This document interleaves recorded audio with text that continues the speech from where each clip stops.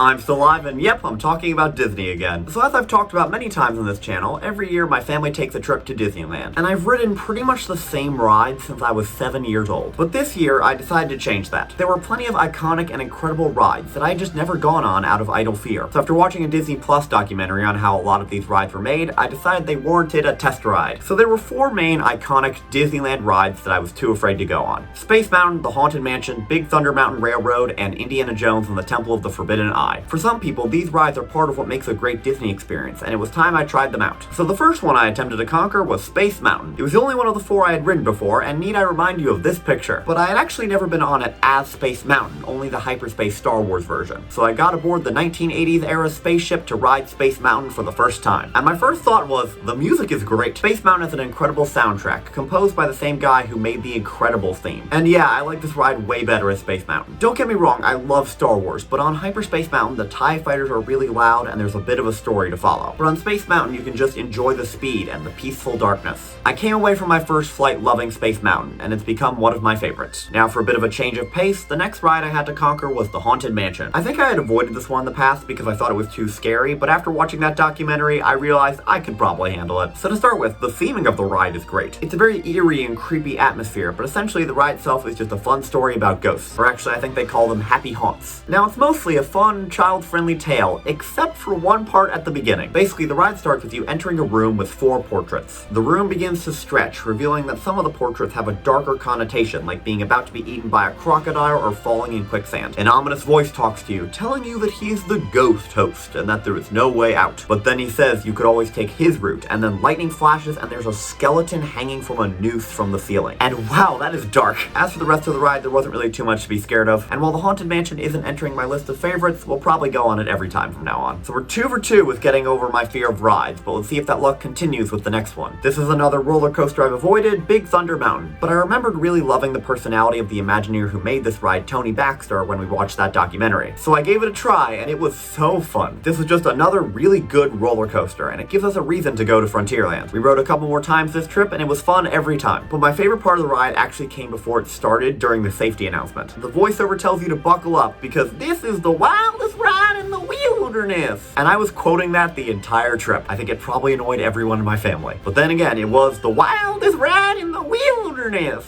Alright, now for the final ride I was too scared to go on, Indiana Jones and the Temple of the Forbidden Eye. This one always has a super long wait, but it looked really fun. So this one has an incredibly long queue, and you board the ride pretty far from where you started. And this ride is the best pre-show video of any ride at the Disneyland Resort. We see Sala, a character from Indiana Jones, explaining some safety information on an old-timey projector. He's explaining the lore of the ride and some safety stuff, and while he's just a voiceover, we see pictures of him pointing really enthusiastically to like seatbelts and stuff. It's so funny and a great way to get started. And the ride itself is amazing. The ride vehicle itself is a Jeep, and it's designed to move and bounce around no matter where you go, so even moving a little bit is fun. The Indiana Jones theme is used really well, ba-ba-da-ba, ba-ba-da, and you go through a brand new adventure with Indy. It was great, and it's earned its place among my favorite rides. So the moral of the story is to try things you're afraid of. At the very least, try things if they're just rides at Disneyland. Now, there are still some rides I refuse to go on, but I'll get into that tomorrow. But for now, that's it for today. Thanks for watching, and Nate, I'll see you tomorrow.